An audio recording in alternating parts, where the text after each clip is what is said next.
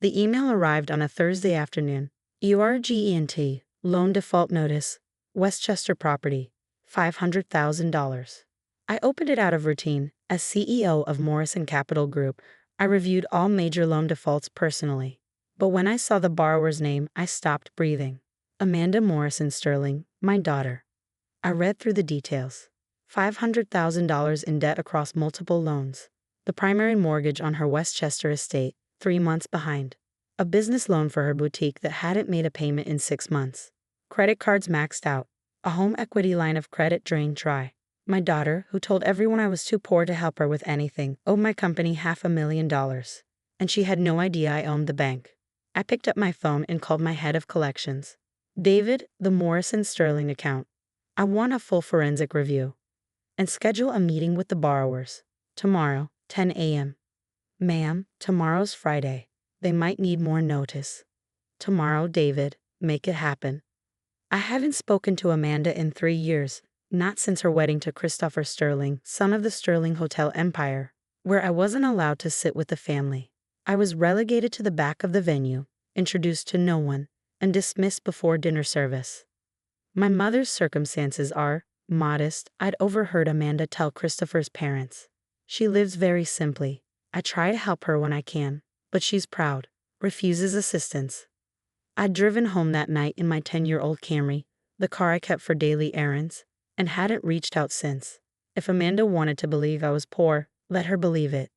But now, sitting in my corner office overlooking downtown, reviewing her financial catastrophe, I realized her lies had caught up to her. And I was about to catch up to her lies. Friday morning, 10 a.m. Amanda and Christopher arrived at Morrison Capital Group headquarters, the building I'd owned for 15 years, the company I'd built from nothing after my husband died, leaving me with a toddler and $50,000 in life insurance. I watched them on the security monitors as they entered the lobby, Amanda in a designer dress that probably cost $5,000, Christopher in a bespoke suit, both of them carrying the confidence of people who'd never truly struggled. My assistant buzzed. Ms. Morrison, the Sterlings are here. Conference room B, I'll be there in 5 minutes. I gave them time to settle in to get nervous. Then I walked down the hall, my practical pumps clicking against the marble floors, carrying the file that contained their financial destruction. I opened the conference room door. Amanda's face went white. Mom? Christopher looked confused. Amanda, why is your mother here? I closed the door behind me and sat at the head of the table. Mr. and Mrs. Sterling, thank you for coming.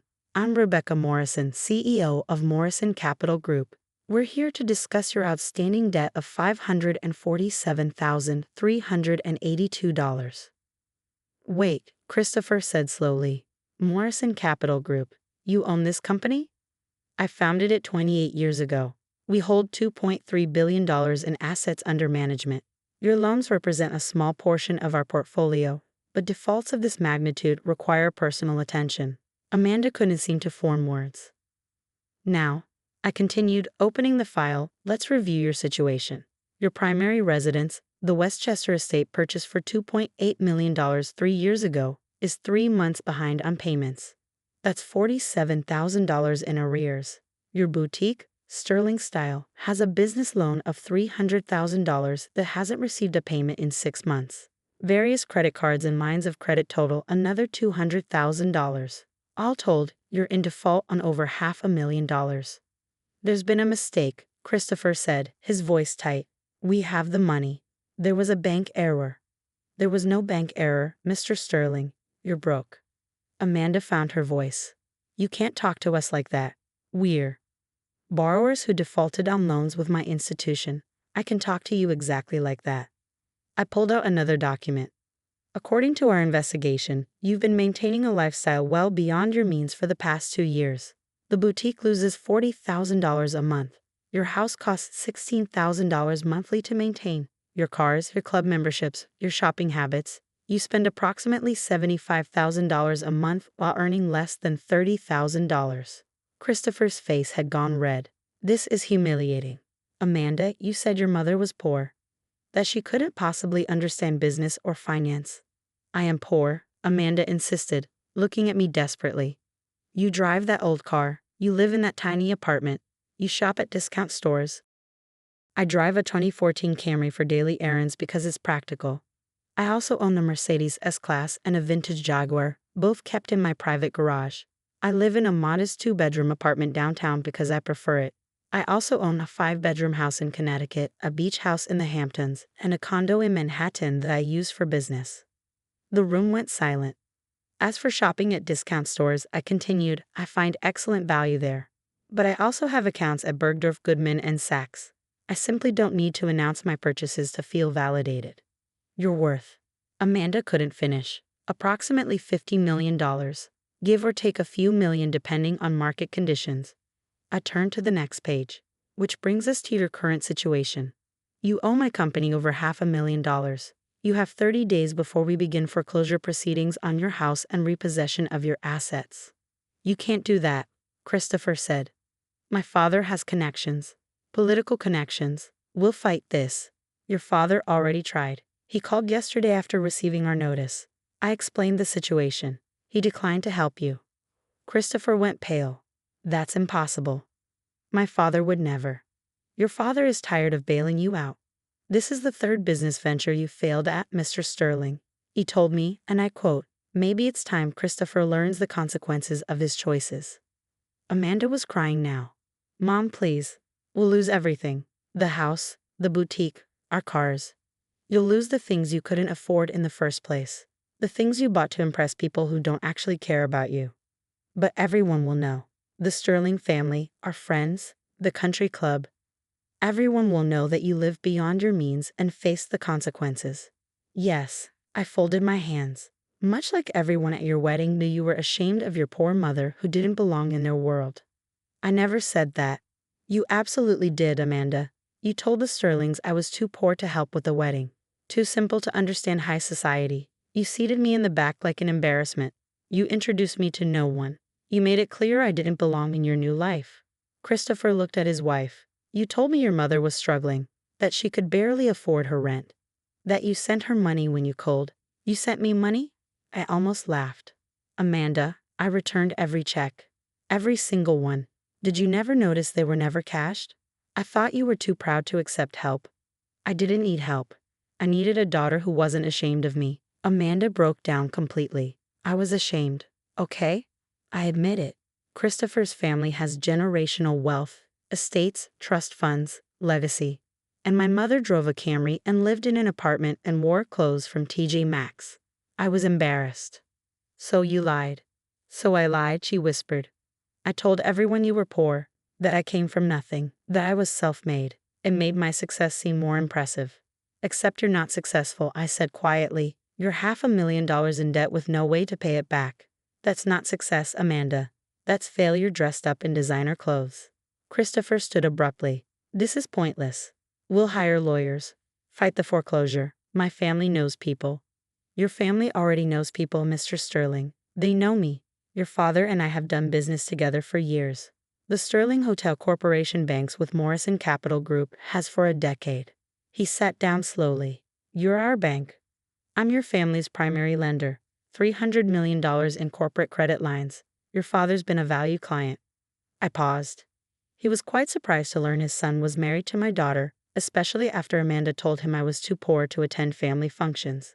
Oh God, Amanda whispered. Does he know? Does the whole family know? Not yet, but they will when the foreclosure proceedings become public record. These things tend to make the society pages. Please, Amanda begged. Don't do this. I'll do anything. I'll tell everyone the truth. I'll apologize publicly. Oh, you'll face the consequences of your choices, I interrupted, just like everyone else who defaults on a loan. But I'm your daughter. Yes, you are, which is why this is so disappointing. I stood up. You have 30 days. Either pay the full amount due or we proceed with foreclosure and asset seizure. Those are your options.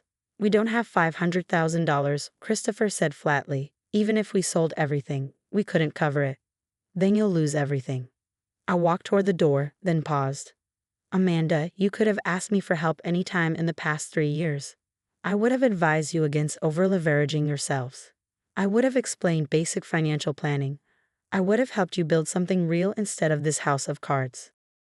But I thought you couldn't help. I thought you were poor. You thought what was convenient to believe. Because the truth That your mother was successful, wealthy, and accomplished didn't fit the narrative you wanted to tell. I left them sitting in that conference room and returned to my office. 24 hours later, Amanda showed up at my apartment, the modest two-bedroom downtown that she'd always seen as evidence of my poverty. "Mom, can we talk?" I let her in. She looked around at the simple furniture, the minimal decorations, the lack of obvious wealth. "I don't understand," she said. "If you're worth $50 million, why do you live like this?" "Because I'm comfortable here. Because I don't need to prove anything. Because, unlike you, I know the difference between wealth and worth." She sank onto my couch. "I've ruined everything. My marriage, my business, my reputation. Christopher's family is furious. His father called him a disappointment.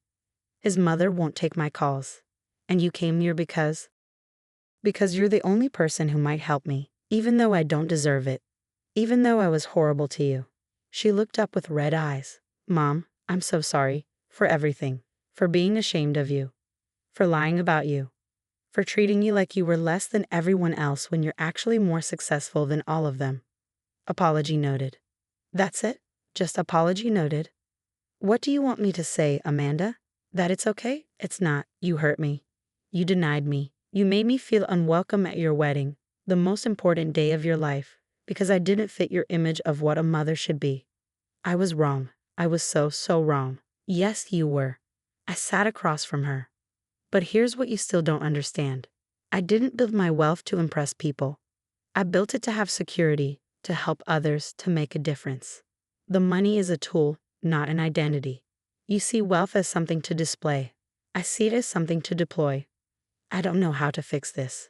You can't. Not immediately. You've made choices that have consequences. The foreclosure will proceed. You'll lose the house, the boutique, probably your marriage based on how Christopher looked at you in that meeting. So you're just going to let me lose everything? I'm going to let you face reality. For the first time in years, you're going to have to live within your actual means. Work a real job. Build something genuine." I leaned forward. "Amanda, this is the best thing that could happen to you. Losing everything is the best thing. Losing the facade is the best thing. The house you couldn't afford, the business that was failing, the lifestyle that was bankrupting you, none of that was real. It was all pretend. Now you get to start over with truth instead of fiction." She was quiet for a long time. "Will you help me?" "What kind of help are you asking for?"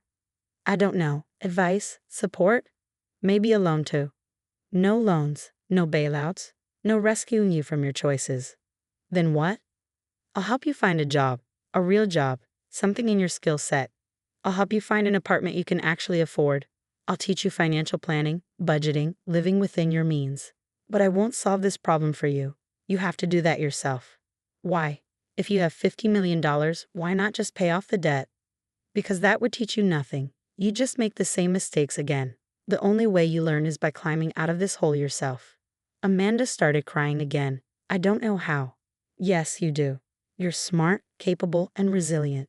You just forgot because you were too busy pretending to be something you're not." I handed her a tissue.